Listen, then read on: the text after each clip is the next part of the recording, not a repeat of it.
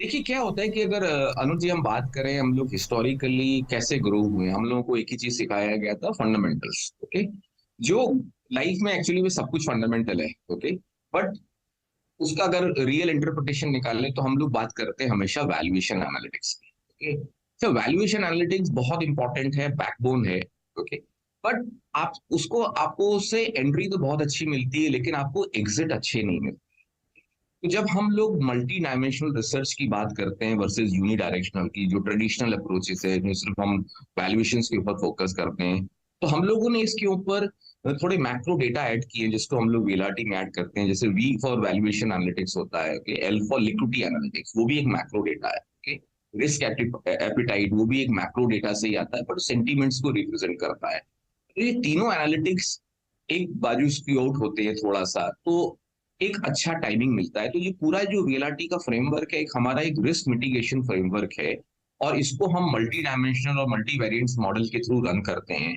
तो उससे हम लोगों को थोड़ा सा एडवांटेज मिलता है कि हम बहुत सारे ग्लोबली मैक्रो पॉइंट्स को इसमें कैप्चर करते हैं। तो उससे ओवरऑल एनालिसिस का जो स्ट्रेंथ है वो अच्छा हो जाता है, नॉइस लेवल थोड़े कम हो जाते हैं। उससे हमको लगता है कि हमारे फ्रेमवर्क के कारण एक अच्छा आउट परफॉर्मेंस मिला है। चलिए अब कुछ सेक्टर्स की बात कर लेते हैं। आप ये पीएसयू बैंकों की रैली में काफ़ी अर्ली थे संदीप जी, मतलब मेरे ख्याल से काफ़ी समय से आपने इस रैली में पार्टिसिपेट किया है। अब लग रहा है कि थोड़ा सा ओवरबॉट हैं ये स्टॉक्स और थोड़ी सी ओवर क्राउडेड हो गई है ये स्पेस, या फिर अभी भी यहाँ पर जगह है? देखिए, इसमें हम इसको दो इस तरीके से देखते हैं। पहली बात तो जैसे मैंने आपको बोला कि डिकेड पूरा एक वैल्यू थीसिस थीम का है। ओके, तो इसके अंदर इमर्जिंग मार्केट, इंडिया ऐसे कंट्री और वैल्यू थीम्स आउट परफॉर्म करेंगे। तो पीएसयू बैंक्स उसके अंदर प्रॉपर फिट होता है। जो अंडर ओनरशिप थी, मतलब वो हेटेड टेरिटरी में थे, किसी को पार्टिसिपेट नहीं करना है। मतलब अगर आप लो तो लोग मजाक उड़ाते थे कि पीएसयू बैंक्स को लेने की चीज है क्या। तो वो माइंडसेट जिसको हम लोग बिहेवियरली मैनेज करते हैं, कि मोस्ट निग्लेक्टेड जोन में स्टॉक कर रहे थे, और अभी एक पुल बैक रैली आया, अच्छा आपने अपमूव देखा, और आपने देखा है रिसेंटली, मैंने लास्ट टाइम भी बोला था कि छोटा सा यूफोरिया हुआ है, और उसमें छोटा करेक्शन और कंसोलिडेशन हुआ, जो मेरे हिसाब से हो चुका है। ओके, अगर हम ब्रॉडली बात करें तो पीएसयू बैंक में जो करेक्शन आना था वो काफी हेल्दी था, वो हो चुका। हम लोग इसको स्ट्रक्चर बुलरन की तरह देखते हैं, एक अच्छा थीसिस है। तो ये कोर पोर्टफोलियो है, और जितनी भी रिपोर्ट्स आई है मार्केट में अभी, okay, वो लेफ्ट आउट फीलिंग के बाद आई है, प्राइस बढ़ने के बाद आई है, और सबका डेफिनेशन आया टैक्टिकल थिंग, ये टैक्टिकल बाय है। ओके, तो हमारे लिए तो ये स्ट्रक्चर बाय है, कोर पोजीशन है, तो हम लोग को उस थीसिस से देख रहे हैं, तो हम लोग को अभी भी अपॉर्चुनिटी इसमें अच्छी दिखती है। बात सही है कि हमने थोड़ा अर्ली स्टेज पे इस पे कॉल लिया है, और हमको लगता है कि ये थीसिस बहुत अच्छा प्ले आउट होगा, क्योंकि हमारा ओवरऑल ये डिकेड का ही कॉल पूरे वैल्यू स्टॉक्स पे है। ठीक है। एक स्पेस जो नहीं चल रही है, जो कि डोमेस्टिक इकोनॉमी से रिलेटेड है संदीप जी, और ऑन ग्राउंड हम क्लियरली एक मूव देख रहे हैं, लेकिन वो स्टॉक प्राइसेस में ट्रांसलेट नहीं हो रहा है, वो है रियल एस्टेट। इस पर कोई व्यू है आपका? देखिए, स्पेस में तो कंस्ट्रक्टिव व्यू है। ओके, डिमांड भी है, लेकिन क्या है, जब आप राइजिंग इंटरेस्ट रेट एनवायरनमेंट में होते हैं, ओके, तो कहीं ना कहीं लोगों को बैक ऑफ द माइंड वो कंसर्न भी है कि अगर राइजिंग इंटरेस्ट रेट एनवायरनमेंट है, तो हम रियल एस्टेट की जगह उसके एंसिलरी से प्ले करें। ऐसे काफी मनी मैनेजर का पर्सपेक्टिव है, तो काफी लोगों ने इस सेक्टर पे, तो सभी लोग पॉजिटिव हैं। तो रियल एस्टेट पार्टिसिपेट नहीं करके डायरेक्टली एंसिलरी में पार्टिसिपेट कर रहे हैं, बिल्डिंग मटेरियल्स के थ्रू कर रहे हैं, मटेरियल्स के थ्रू कर रहे हैं, नो। तो बट हम लोग अभी भी कंस्ट्रक्टिव हैं। अब जैसे कि ये करेक्शन में भी काफी स्टॉक्स करेक्ट हुए रियल एस्टेट्स की, तो पार्टिसिपेट करना चाहिए। ओके, पार्टिसिपेट करना चाहिए रियल एस्टेट में। और क्या ब्रॉडली थीम्स हैं संदीप जी? मुझे याद है लास्ट हमारी जो डिस्कशन हुई थी उसमें मैन्युफैक्चरिंग में काफ़ी बुलिश थे आप। तो वो तो एक थीम खैर आप आइडेंटिफाई कर ही चुके हैं, लेकिन उसके अलावा कोई और ब्रॉडर थीम्स जिस पर ध्यान रखना चाहिए?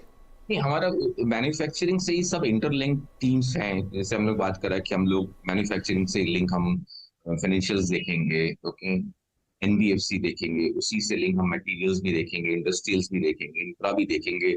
और ये सब पूरा मतलब आप फाइनेंशियल्स में कुछ स्टॉक्स को छोड़ दीजिए, बाकी ने तो सभी वैल्यू थीसिस में क्वालिफाई करते हैं। तो ये ओवरऑल लिंक्ड, हम एक इसको आइसोलेशन में अनुज नहीं देखेंगे, एक इसको एक लिंक्ड तरीके से देखेंगे। और कैपिटल गुड्स ठीक है, थोड़ा महंगे भी हैं, उसमें कोई डिबेट नहीं है, उसमें कहीं अगर हम अपॉर्चुनिटी निकाल पाए, ये करेक्शन में अगर कुछ अच्छा कोई स्टॉक करेक्ट हुआ है, तो वो सब चीजें पार्टिसिपेट करना चाहिए। चलिए ठीक है।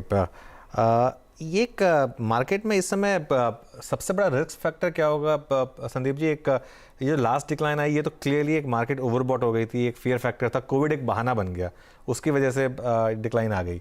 लेकिन रिस्क फैक्टर क्या होगा 2023 में सबसे बड़ा?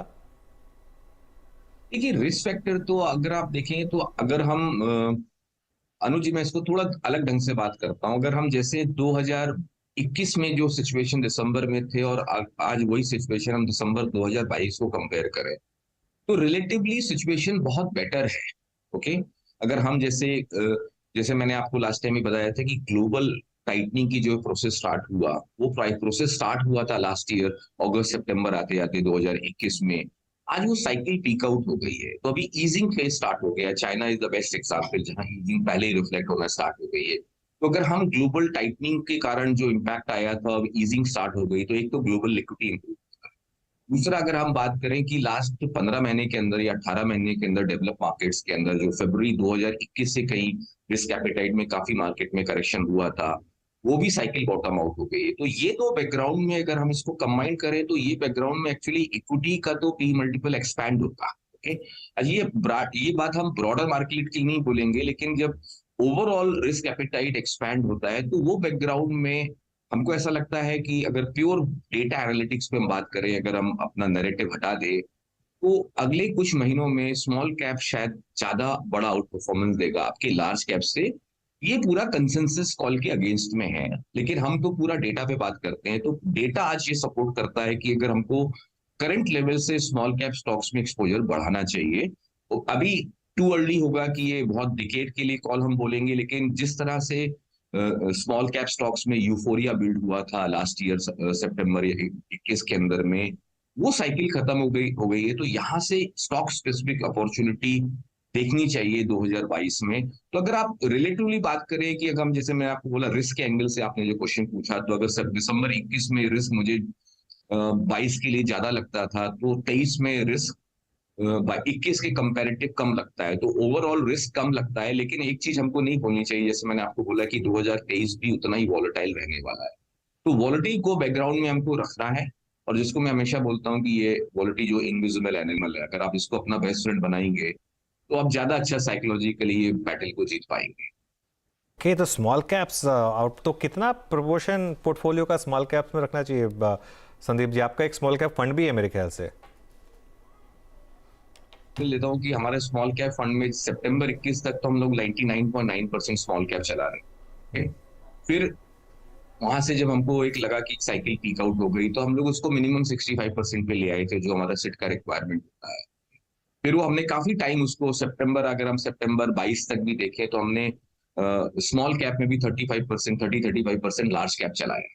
लेकिन हमने अभी वापस स्मॉल कैप ऐड करना स्टार्ट किया लास्ट, अगर हम देखें 15-20 एक महीने से हम लोग उसको ग्रेजुअली बिल्ड किया है।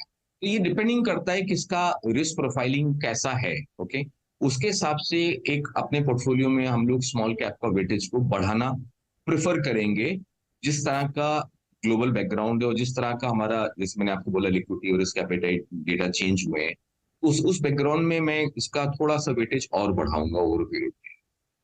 चलिए संदीप जी, मज़ा आया आपसे बात करके, और 2022 की हमारी आखिरी चैट। शुक्रिया जुड़ने के लिए, और 2023 में आपसे फिर बात होगी, और फिर से आपको हैप्पी न्यू ईयर। चलिए, तो ये एक व्यू इस समय क्वांट म्यूचुअल फंड से जो सबसे बड़ी कॉल आई, वो टुवर्ड्स द एंड कंसेंसस के अगेंस्ट ये कॉल है कि 2023 में स्मॉल कैप्स पर सबसे ज़्यादा बेट करेंगे क्वांट म्यूचुअल फंड। अपने बाकी गेस्ट को भी अब शुक्रिया बोलते हैं, और एक ब्रेक लेते हैं, और ब्रेक के बाद शुरुआत करेंगे ट्रेडर्स हॉटलाइन।